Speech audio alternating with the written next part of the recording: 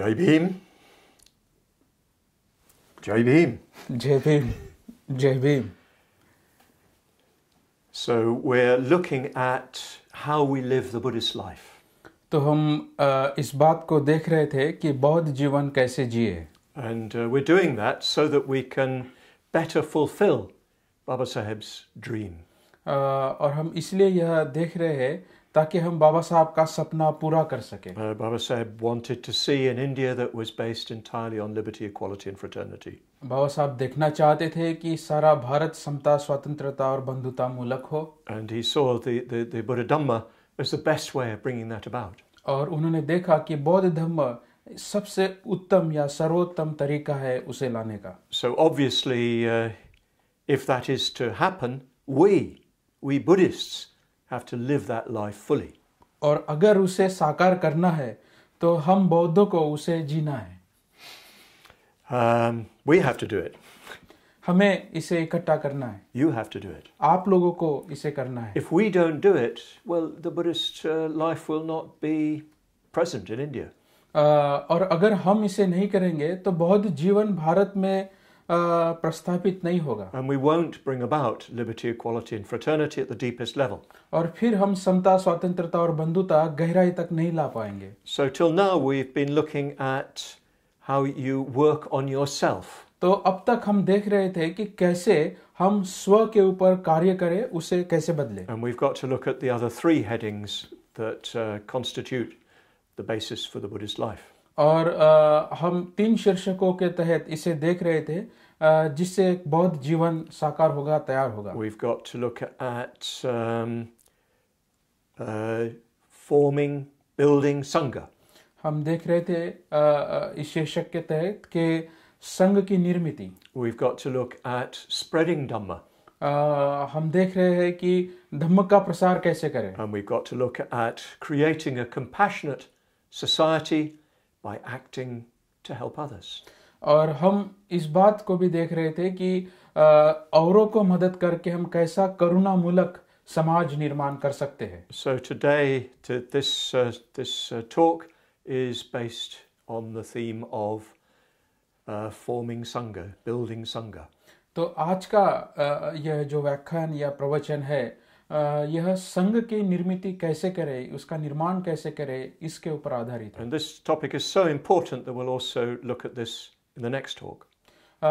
लेकिन यह विषय इतना महत्वपूर्ण है कि इसके पश्चात जो प्रवचन होगा उसमें भी हम इसे देखेंगे. Of course, before we start, we've got to investigate the term Sangha. अब इसके पहले कि हम शुरुआत करें, हमें देखना होगा कि यह जो शब्द है संघ, इसका अर्थ क्या होता है. We know that in general Indian usage this word is very common. हम जानते हैं कि सामान्यतः यह शब्द संघ भारतीय भाषाओं में इस्तेमाल किया जाता है. We're all very familiar with it. हम सब इस शब्द से परिचित हैं. But it has a much more definite and specific meaning in Buddhism. लेकिन इसका बौद्ध धर्म में बहुत ही विशिष्ट और ठोस ऐसा अर्थ है. And it's really important we understand this very clearly. और यह महत्वपूर्ण है कि हम इसे स्पष्ट रूप से समझें. Many Buddhists don't understand this.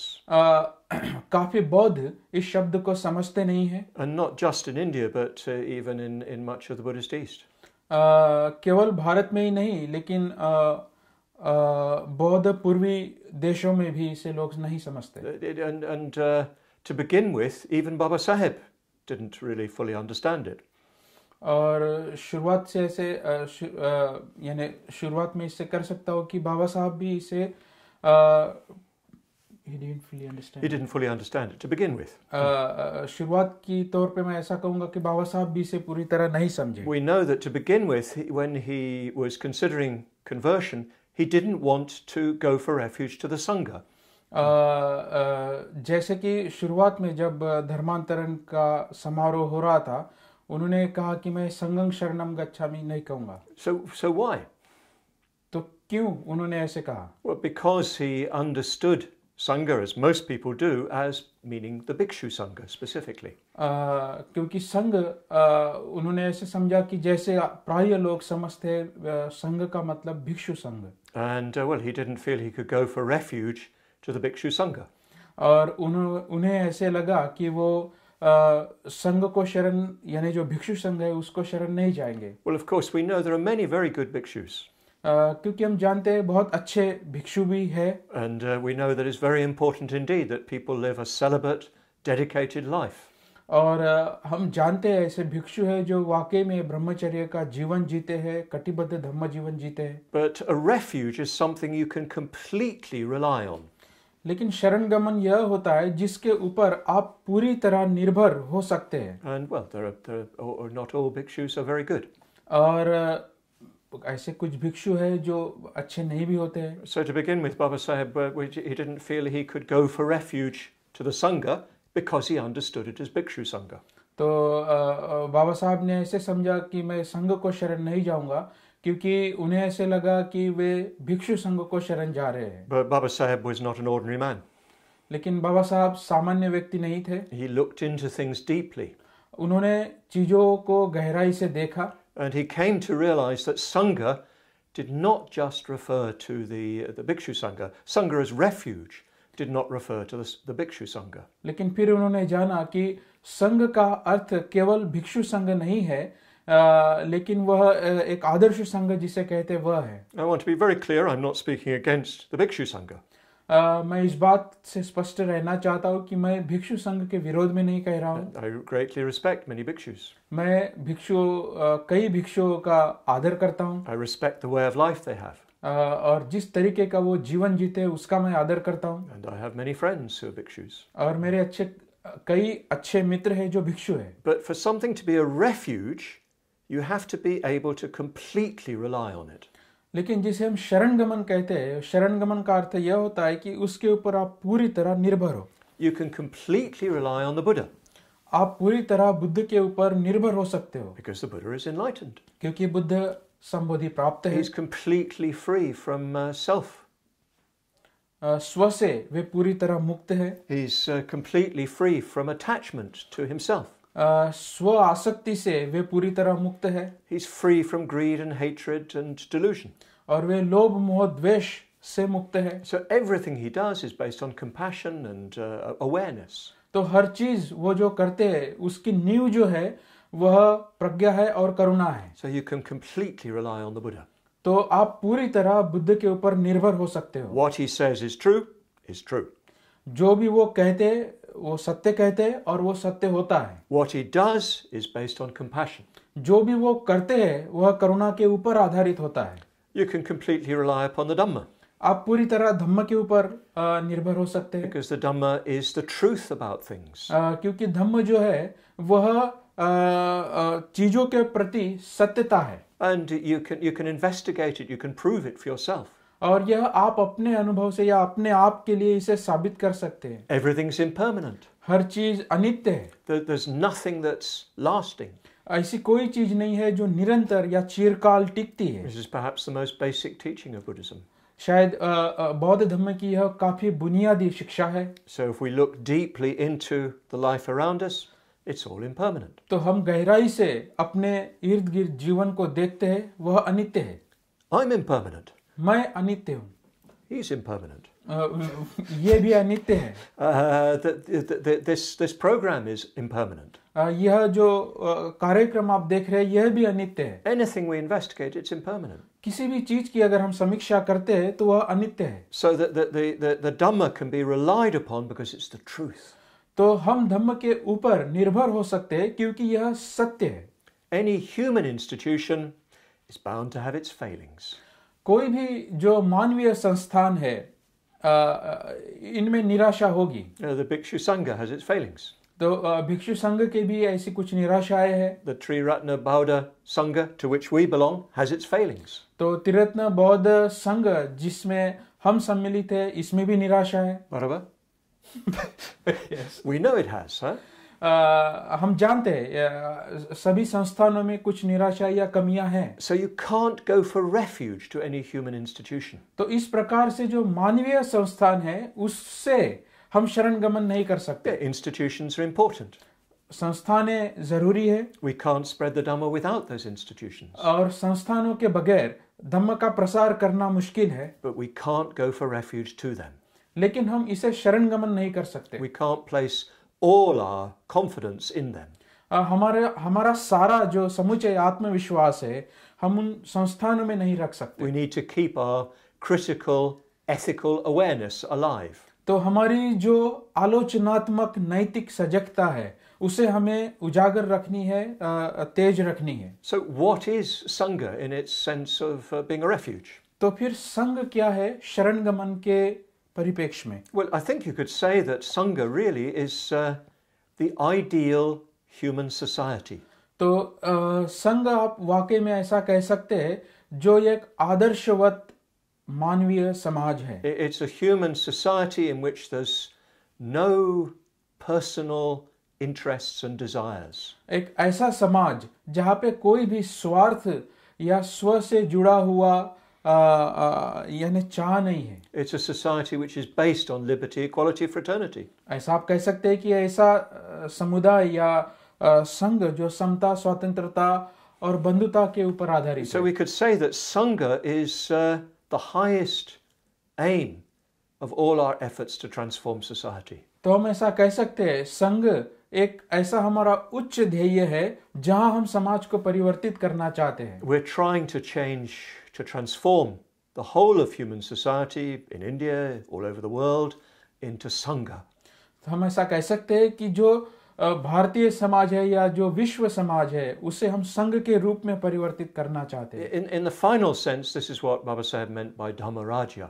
अंततः अगर बाबा साहब का धम्म राज्य का अगर हम अर्थ जानना चाहते हैं तो वह यह है. He meant this highest form of Sangha of all. वो जानते थे कि जो संघ का उच्च जो ध्येय है उसमें समाज को परिवर्तित करना है. What he wanted was to see the Indian society, the world society moving in that direction. और वो देखना चाहते थे कि जो भारतीय समाज है या दुनिया का जो समाज है वो उस दिशा से बढ़े. Well, ideals are very nice. अब आदर्श बहुत अच्छे होते हैं. You know, we have so many ideals. अब हमारे बहुत सारे ऐसे आदर्श हो सकते हैं. But we live in the real world, we say. लेकिन हम ऐसा कहते हैं कि हम सच्ची दुनिया में जहाँ यानी प्रात्यक्षिक जो दुनिया है वहाँ हमें जीना होता है. Is it really possible for these ideals to be lived? तो क्या यह मुमकिन है कि इन सब आदर्शों को हम जिएं? Well, the Buddhist tradition tells us that such an ideal society does exist. लेकिन बौद्ध परंपराएं हमें बताती है कि ऐसा आदर्श समाज अस्तित्व में था. Well, of course, to have an ideal society, you need to have ideal citizens. तो अगर आपको आदर्श समाज चाहिए तो आपको आदर्श नागरिक चाहिए. That the society is only as good as its citizens. समाज तभी अच्छा होगा जब उसके नागरिक अच्छे होंगे. Baba Sahib saw this very clearly. बाबा साहब ने इसे काफी स्पष्टता से देखा. He made an ideal constitution for India. उन्होंने भारत के लिए आदर्श संविधान निर्माण किया. But well, he said that it's as if we've made a beautiful temple for some god to come and live in. उन्होंने कहा कि मैंने ऐसा एक मंदिर निर्माण किया है जहाँ पे कोई देव आके बसे. But who lives there? लेकिन कौन वहाँ रहता है? Well, some devils. उन्होंने कहा शैतान वहाँ रहते हैं. So the constitution itself cannot guarantee a good society. तो संविधान अपने आप में आदर्श समाज का भरोसा या उसकी गारंटी नहीं दे सकता. You need ideal human beings. उसके लिए हमें आदर्श मानव भी चाहिए. So when these ideal human beings come into relationship with each other, that is an ideal society, that is Sangha. तो जब ऐसे आदर्श व्यक्ति इकट्ठा आते हैं और एक समाज समूह बनाते हैं, समुदाय बनाते हैं, उसे हम संघ कह सकते हैं. When such people come together, they know that they can completely rely on the others. जब ऐसे सच्चे लोग इकट्ठा आते हैं तो वे जानते हैं कि हम एक दूसरे के ऊपर निर्भर हो सकते हैं. They know that they're dealing with each other on the basis of love. वे जानते हैं कि हम एक दूसरे के ऊपर प्रेम के बुनियाद के आधार पे या बुनियाद पे हम एक दूसरे के ऊपर निर्भर They हो know सकते that हैं। every word they say is the truth. वे जानते हैं कि हर शब्द वे कहते हैं वो सत्य है। They know that they can completely rely upon each other to help each other. वे जानते हैं कि हम एक दूसरे के ऊपर पूरी तरह निर्भर हो सकते हैं एक दूसरे की मदद के लिए। According to one very important Buddhist scripture, such people live together, well, it's said like milk and water blending. तो ऐसा सूत्र में कहा गया है कहीं तो भी कि ऐसे आदर्श लोग ऐसे एक रूप होके रहते हैं जैसे मानो दूध में पानी रहता है। When you put water into milk, well, you can't tell which is water and which is milk anymore. तो जब आप पानी को दूध में मिलाते हैं तो आप पहचान नहीं पाते कि कौन सा पानी और कौन सा दूध है। They become completely mixed together. वे एक दूसरे में समा जाते हैं। And again, it says that that people in this form of ideal Sangha live together with many bodies but one mind. तो ऐसा कहते हैं ऐसे आदर्श संघ में लोग भिन्न भिन्न शरीर से रह सकते हैं लेकिन उनका मन एक ही होता है। So Sangha in this highest sense is where people have such a deep penetration of the Dhamma, such a deep experience of the Dhamma that they live together as one mind. तो संघ इस प्रकार से एकजुट होके रहता है या मिलजुल के रहता है जहाँ कई विचार इकट्ठा आते हैं और एक मन होकर वो रहते हैं। Well, unfortunately, we're not yet at that stage ourselves. हम स्वयं उस स्थिति में नहीं है, But we can rely upon that Sangha.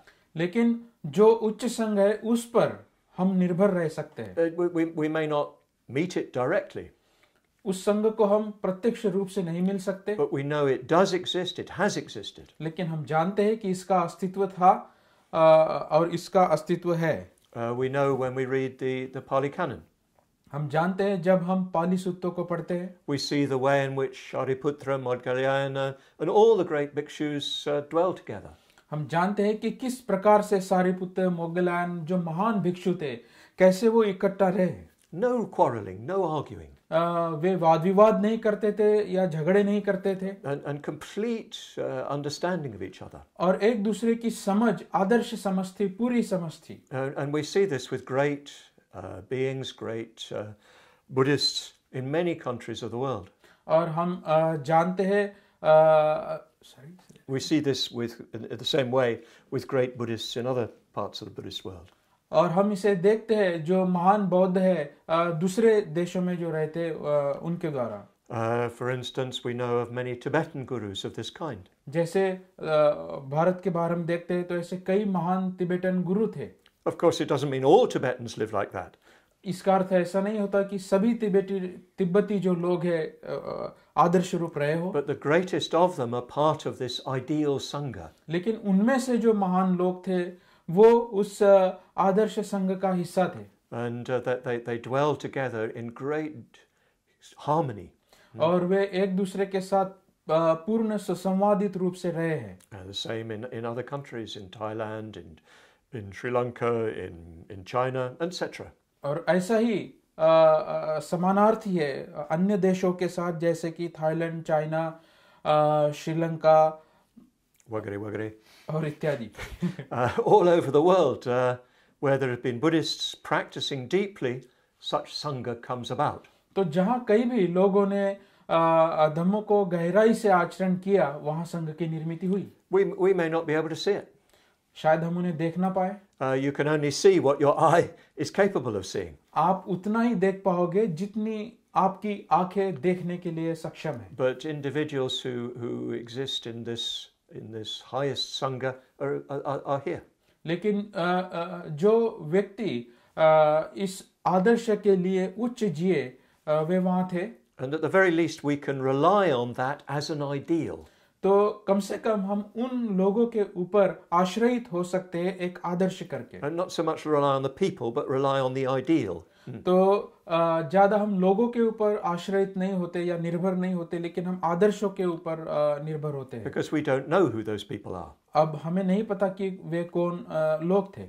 So yes, we can rely on this very, very lofty ideal of human society in the Buddhist teaching. तो बुद्ध की शिक्षाओं में इस प्रकार से जो उच्च शिक्षाएं थी, उच्च जो लोग थे, उनके ऊपर हम निर्भर हो सकते हैं। And we can aspire to be like that. और हम इस प्रकार की महत्वाकांक्षा रख सकते हैं। And I hope that we can be confident that there are people who've entered that ideal society throughout the 2,500 years of Buddhist history. और हम इसके बारे में पूरी तरह आत्मविश्वास रख सकते हैं कि 2500 साल का जो बौद्ध इतिहास है, उनमें से ऐसे कुछ लोग हैं जो उस आदर्श समाज के सदस्य थे। Well, you look at even Dr. Babasaheb Ambedkar.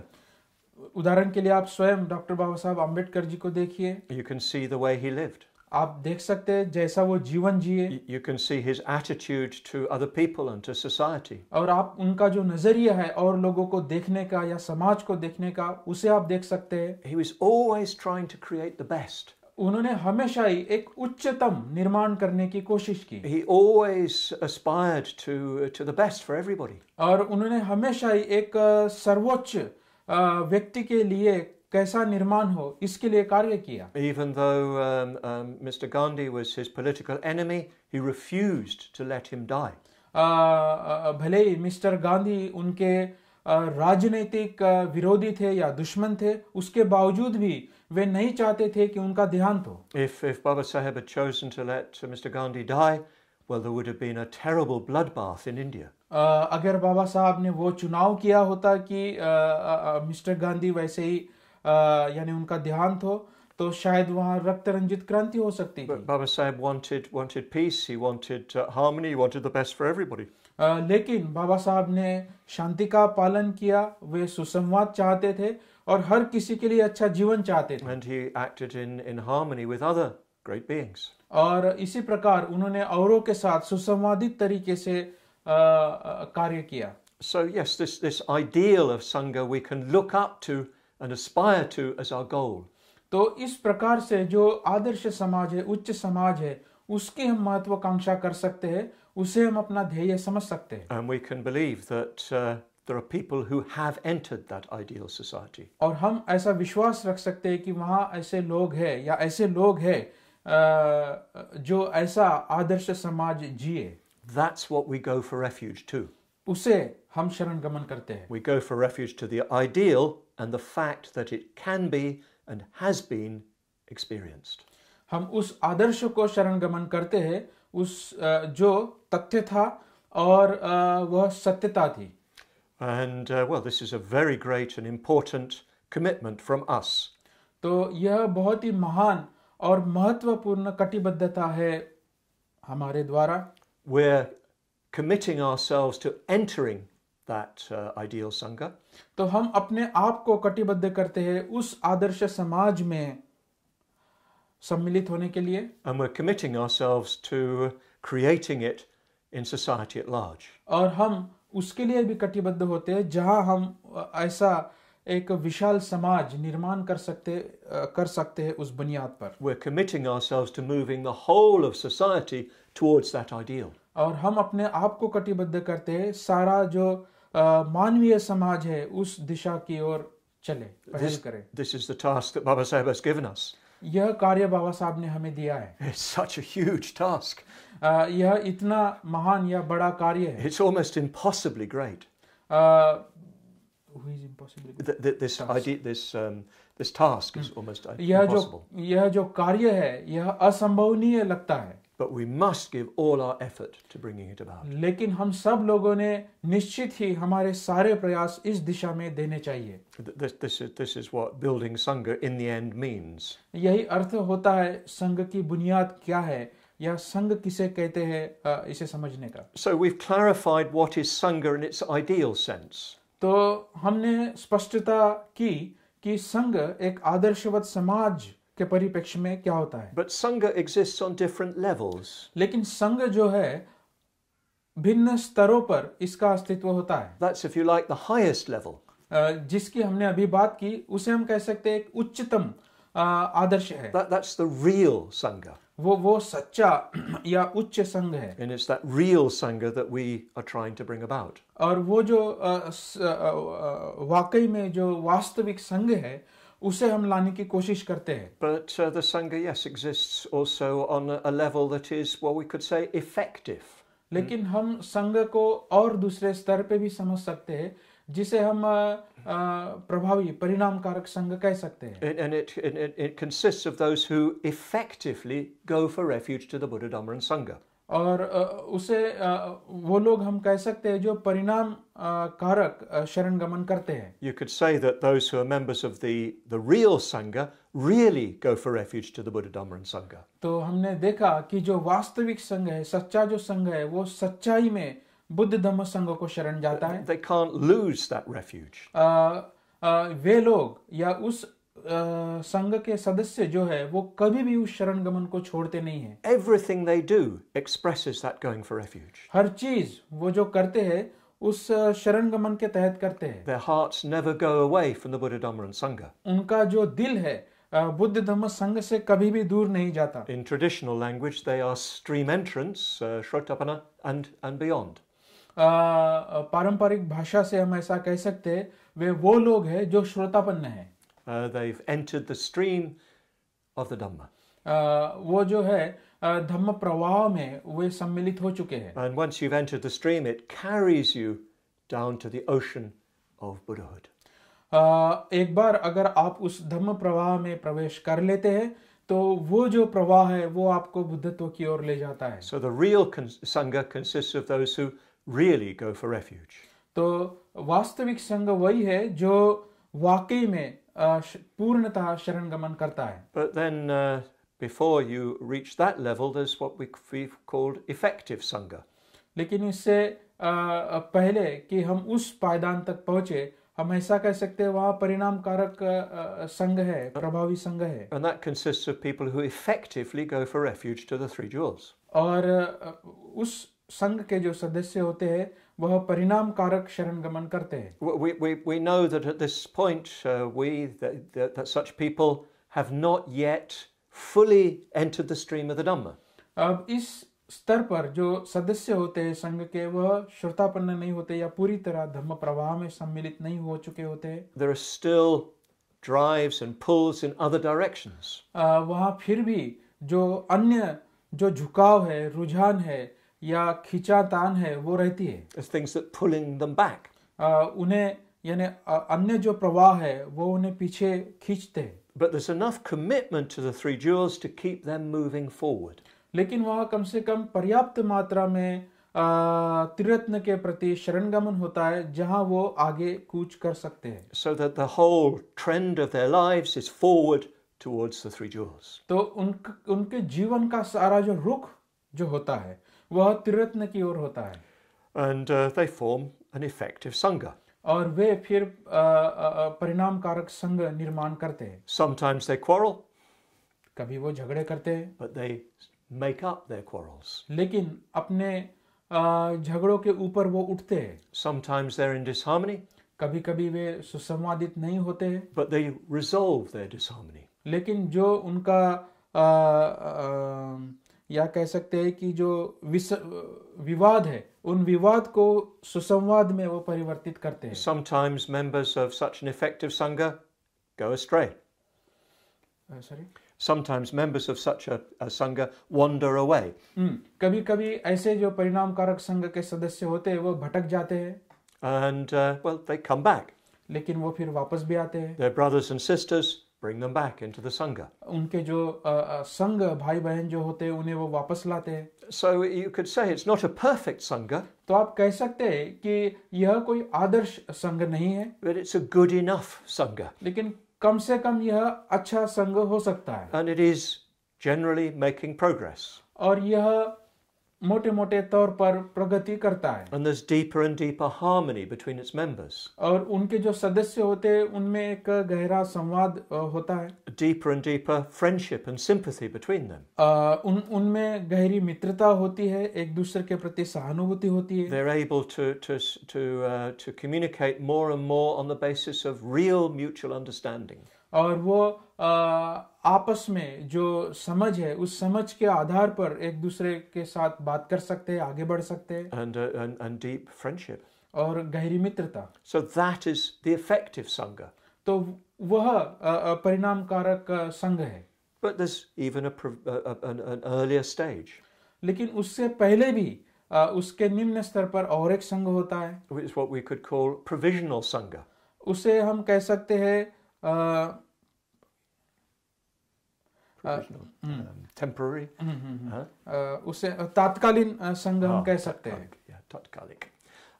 So the provisional Sangha consists of those who provisionally go for refuge to the three jewels. यह तात्कालीन संघ उन लोगों के ऊपर निर्भर होता है जो तात्कालीन पद्धति से शरण गमन करते हैं. So from time to time people really see the truth of the Dhamma. तो लोग समय दर समय या समय समय पर संघ को या सत्यता को देखते हैं. And when they see the truth, they feel, yes, I must dedicate my life to this. और जब इस प्रकार से वो सत्य को देखते हैं तो उनके मन में ऐसा भाव आता है कि हाँ, यह सत्य है और इसको मैंने शरण गमन करना चाहिए. But then the next morning, they've forgotten. लेकिन दूसरी सुबह या दूसरे दिन उसे वो भूल जाते हैं. Life just carries away those thoughts. जिंदगी अपने हिसाब से, अपने विचारों से चलते रहती है. Zindagi mushkil hai. So that one loses the track of one's commitment. चूंकि जिंदगी मुश्किल होती है वो जो उसका जो मार्ग होता है वह मार्ग कभी कभी नजरअंदाज या दूर हो जाता है. So that provisional going for refuge is temporary, comes and goes. तो यह तात्कालीन शरण गमन जो होता है वह छोटे समय के लिए होता है, कम समय के लिए होता है, वह आता है और चला जाता है. Just like the sunlight when the clouds are passing across it. जैसे कि सूर्य किरणें आती है और फिर बादल छा जाते हैं, सूर्य किरण चली जाती है. The sun shines and it's gone, shines and it's gone. तो इस प्रकार से सूरज चमकता है, चला जाता है. So such commitment comes and goes like that. तो इस प्रकार की जो कटिबद्धता जो है वह आती है और जाती है. And well, for a while we can come into something of a genuine Sangha relationship with others. तो कुछ समय के लिए सच्चे जो संघ की बुनियाद है संबंधों की वह हम प्रस्तापित कर सकते हैं. But then after some time we're just ordinary people with ordinary concerns. लेकिन फिर क्या होता है, हम चले जाते हैं और एक सामान्य पुरुषों जैसे या स्त्री पुरुषों जैसे हम पेश आते हैं. It's a bit like a group of musicians. जैसे कि मान लीजिए कोई साज है संगीतकार का. While they're playing their geet, they're really in harmony. तो जब वो कोई गीत बजाते हैं इकट्ठा तो वो वाकई में एक सुसंवाद में होते हैं. And their minds are just completely united in the music. और उनका जो मन है उस संगीत की धुन पर, उस लहर पर, तान पर पूरी तरह एकत्रित होता है. When the music stops, they're just ordinary people. जब गाना खत्म हो जाता है या गीत खत्म हो जाता है फिर वो सामान्य व्यक्ति बन जाते हैं. Quarreling and disputing and so on. फिर वो वाद या झगड़ों में उलझ जाते हैं. So the provisional Sangha, it comes and goes. तो यह जो तात्कालीन संघ जो है यह आता है और चला जाता है. Because the commitment, the going for refuge to the three jewels of its members comes and goes. क्योंकि उनकी जो कटिबद्धता है त्रिरत्न के प्रति या उस संघ के प्रति वह आती है और चली जाती है. We could say there's another level before that. और हम ऐसा भी कह सकते हैं इससे भी पहले और एक स्तर है. And that's just the general level of Sangha. उसे हम कह सकते हैं जो संघ का सामान्य स्तर. That's the community of all those who consider themselves to be Buddhists. यह ऐसे लोग हैं या ऐसे लोगों का समुदाय है जो अपने आप को मोटे मोटे तौर पर बौद्ध समझते हैं. Yeah, for instance, you're born into a Buddhist family.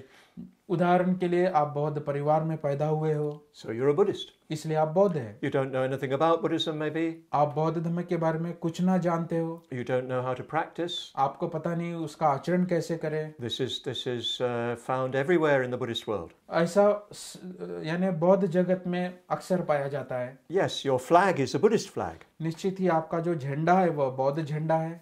You identify yourself with Buddhism. आप अपनी पहचान बौद्ध करके करते हैं. But maybe you don't really know what it means and you don't try to practice it very deeply. लेकिन शायद आप क्या बौद्ध धर्म है इसे जानते ना हो और आप उसका गहराई से आचरण ना करते हो. So we could say this is a sort of cultural Sangha. तो इसे हम कह सकते हैं सांस्कृतिक संघ. Because its members are culturally Buddhists. क्योंकि इसके जो सदस्य होते हैं ऐसे संघ के वो सांस्कृतिक स्तर पर बौद्ध होते हैं. And of course this is not a useless level. और यह निरुपयोगी स्तर नहीं है। It's important that there is such a cultural level. यह बहुत महत्वपूर्ण है कि ऐसा एक बौद्ध संस्कृति मूलक संघ रहे, Because from that cultural level, people begin to experience some provisional going for refuge. क्योंकि उस स्तर से वह जो तात्कालीन शरण गमन है या तात्कालीन संघ का स्तर है, उसकी ओर उनका रुझान हो सकता है। And that provisional going for refuge can become effective going for refuge. और वह जो तात्कालीन शरण गमन है वह परिणामकारक शरण गमन हो सकता है। And that effective going for refuge can become real. और जो परिणामकारक शरण गमन जो है वह सच्चा शरण गमन हो सकता है। But simply calling yourself a Buddhist is not enough. लेकिन अपने आप को केवल बौद्ध कहना पर्याप्त नहीं है। You remember that Baba Sahib spoke of feeling he had a new birth. आपको शायद याद होगा बाबा साहब ने कहा था कि उन्होंने कहा मैं ऐसा मानता हूँ मानो मेरा पुनर्जन्म हो रहा है। And you remember the pratigya. और 22 प्रतिज्ञाएं आपको याद होगी। You can quote it. मैं ऐसा मानता हूँ कि मेरा पुनर्जन्म हो रहा है। There you are, mera punya. पुनर्जन्म हो रहा है। Yeah, my new birth. ऐसा उन्होंने कहा कि मेरा यह पुनर्जन्म है। So yes, if you're really if you're to go for refuge at all, effectively, you need to feel you've been reborn.